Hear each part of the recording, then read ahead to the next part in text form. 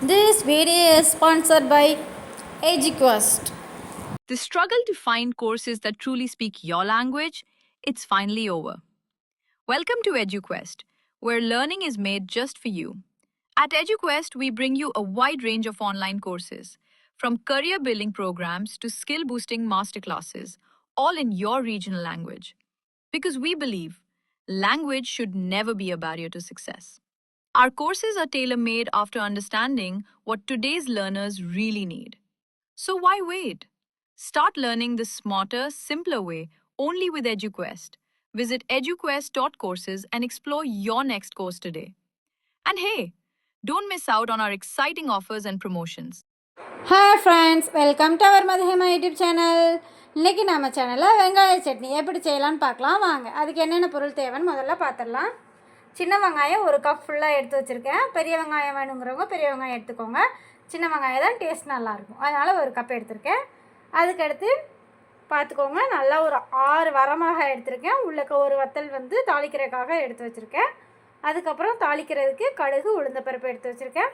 நான் வந்து நல்லெண்ணெயில் செய்ய போகிறேன், அதனால் நல்லெண்ணெய் 2 டேபிள் ஸ்பூன் எடுத்து வச்சுருக்கிறேன். உப்பு தேவையான அளவு வச்சுருக்கிறேன்.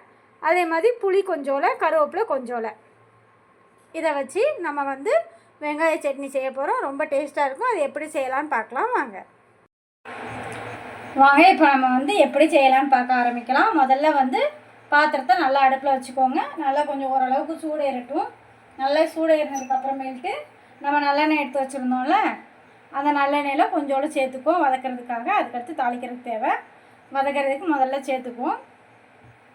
சேர்த்துக்கிட்டு கொஞ்சம் சூடு ஆகட்டும். சூடு ஆனதுக்கப்புறம் சூடாகுதான்றதை எப்படி செக் பண்ணணும் அப்படின்னா, இப்போ பார்த்திங்களா, லைட்டாக அப்படி வைக்கும் போது உங்களுக்கு லைட்டாக கைக்கு நேரம் சூடு ஏறும். அப்படின்னா சூடு ஏறிட்டுன்னு அர்த்தம். அதுக்கப்புறம் இதில் வந்து சின்ன வெங்காயம் சேர்த்துக்கோங்க. ஒரு கப் சின்ன வெங்காயத்தை நீங்கள் அப்படியே சேர்த்துக்கோங்க. சேர்த்துட்டு லைட்டாக வதக்கிக்கோங்க. இப்போது நீங்கள் வந்து வதக்கிட்டு இருக்கும் போதே உப்பு சேர்க்கனாலும் சேர்த்துக்கலாம், இல்லைனா தாளிக்கும் போது சேர்க்கனாலும் சேர்த்துக்கலாம். நான் வந்து வதக்கும் போதே சேர்த்துக்கிறேன்.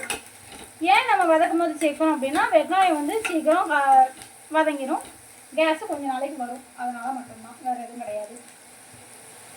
நமக்கு தேவையான அளவுக்கு உப்பு சேர்த்துக்கோங்க. உப்பு எப்போவுமே பார்த்துக்கோங்க, வீட்டில் உள்ள உப்பு எந்த அளவுக்கு கடிப்புத்தன்மை இருக்குது அப்படின்றத பார்த்துட்டு அதுக்கப்புறமேட்டு சேரணும்.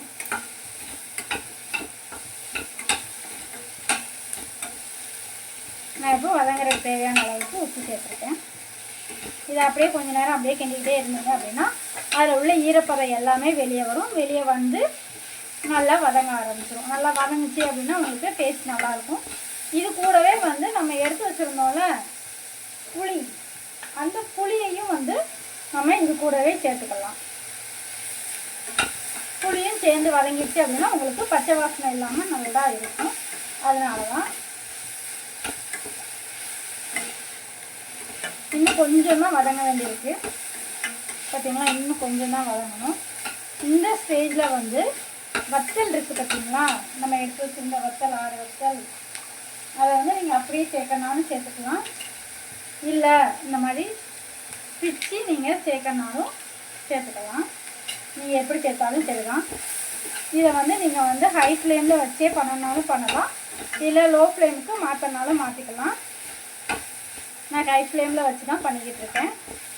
பார்த்திங்களா, இந்த அளவுக்கு வதக்கியாச்சா, நல்லா கண்ணாடி பதம் வந்துடுச்சா, கண்ணாடி பதம் வந்துடுச்சு. இந்த ஸ்டேஜில் வந்து அடுப்பை அமர்த்தி நல்லா ஆற வச்சுக்கோங்க. ஆற வச்சுட்டிங்கன்னா நெக்ஸ்ட்டு அரைச்சி நம்ம தாளித்து கொஞ்சம் நேரம் கொதிக்க விடுவோம். அதனால் நமக்கு இந்த பக்கமும் போதும். நல்லா பார்த்துக்கோங்க, கண்ணாடி பதத்துக்கு அடுத்த பதம். இப்போ நம்ம அடுப்பை அமர்த்திடலாம். அமர்த்திட்டு இதை வந்து நல்லா ஆற விடுங்க. நல்லா ஆறட்டும். ஆறினதுக்கப்புறம் அரைக்கும் போது தான் நல்லாயிருக்கும். என்னடா இவ்வளோ வெங்காயத்துக்கு 6 வத்தல் போட்டிருக்காங்களே அப்படின்னு பார்க்காதீங்க. இதில் புளி சேர்த்துக்கிறதுனால நம்ம வந்து 6 வத்தல் போட்டுருக்கோம், அவ்வளோதான். இது ஆறட்டும். ஆறினதுக்கப்புறம் எப்படி அரைக்கணும்னு காட்டுறேன். அவ்வளோதான், நல்லா ஆறிடுச்சு. இதை வந்து நம்ம ஒரு மிக்ஸி ஜாரில் மாற்றி எடுத்துக்கலாம். நல்லா மிக்ஸி ஜாரில் மாற்றி எடுத்துக்கோங்க. வெங்காயம் வத்தல் எல்லாமே வந்து ஒன்றா வந்து ஒரு மிக்ஸி ஜாரில் நம்ம போட்டுக்குவோம். ஏன்னா நல்லா ஆறினக்கப்புறம் அரைச்சா தான் தெரிக்காது, இல்லை அப்படின்னா தெரிச்சிடும். அதனால் நல்லா ஆற தண்டி வெயிட் பண்ணிவிட்டு போட்டுக்கோங்க. ஒன்று விடாமல் அவ்வளோத்துமே எடுத்து போட்டுக்கோங்க. நெக்ஸ்ட் இதில் வந்து எல்லாம் போட்டு முடிச்சதுக்கப்புறமேட்டு நமக்கு அரைக்கிறதுக்கு கொஞ்சம் போல் தண்ணி தேவைப்படும். அதுக்காக தண்ணி மட்டும் ரொம்ப கம்மியாக சேர்த்துக்கலாம். இப்போ நம்ம இந்த அளவுக்கு கொஞ்சோல மட்டும் தண்ணி சேர்த்துக்கலாம். இதை அரைச்சிட்டு எப்படி இருக்குன்னு பார்க்கலாம் வாங்க. பார்த்தீங்களா, இந்த அளவுக்கு நல்லா அரைச்சி எடுத்துக்கிட்டாச்சு. இதுதான் நமக்கு கரெக்டான பதம். இந்த அளவுக்கு அரைச்சா போதும். இதுக்கப்புறம் நம்ம தாளித்து ஒரு 2 நிமிஷம் வதக்கி எடுத்துக்கலாம்.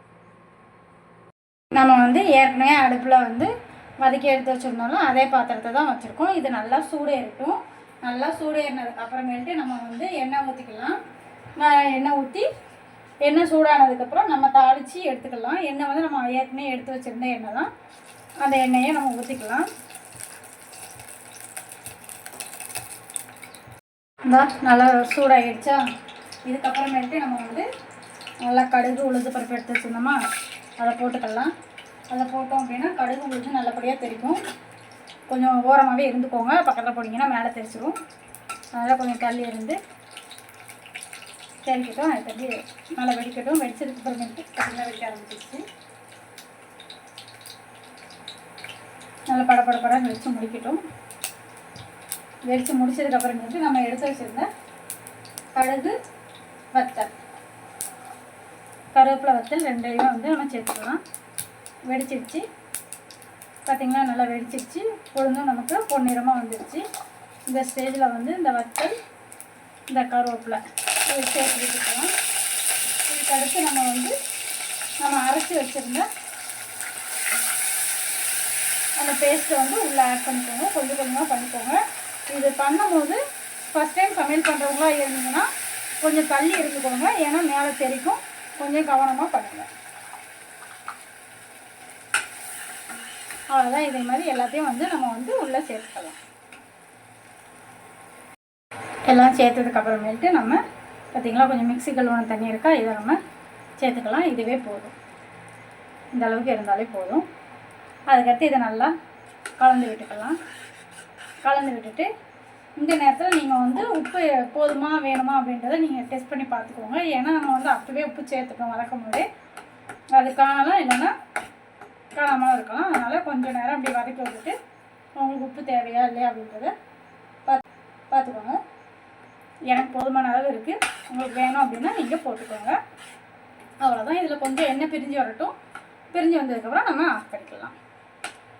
தண்ணி இது அப்படியே வேகட்டும். எண்ணெய் பிரிஞ்சு வந்ததுக்கப்புறம் பார்க்கலாம். இங்கே பார்த்தீங்களா, நல்லா பபுள்ஸ் எல்லாம் வர ஆரம்பிச்சிருச்சா? பாருங்கள், பபுள்ஸ் எல்லாமே தெரியுதா? இந்த அளவுக்கு பபுள்ஸ் வந்து எண்ணெய் பிரிஞ்சு வந்தோடனே இந்த சட்னி ரெடி ஆயிரும். அவ்வளோதான். நம்ம அடுப்பை ஆஃப் பண்ணிவிட்டு சர்வ் பண்ணிடலாம். மேலும் இதே மாதிரி வீடியோக்கு மதிகேமா யூடியூப் சேனல் லைக் பண்ணுங்கள், ஷேர் பண்ணுங்கள், சப்ஸ்கிரைப் பண்ணுங்கள். தேங்க்யூ.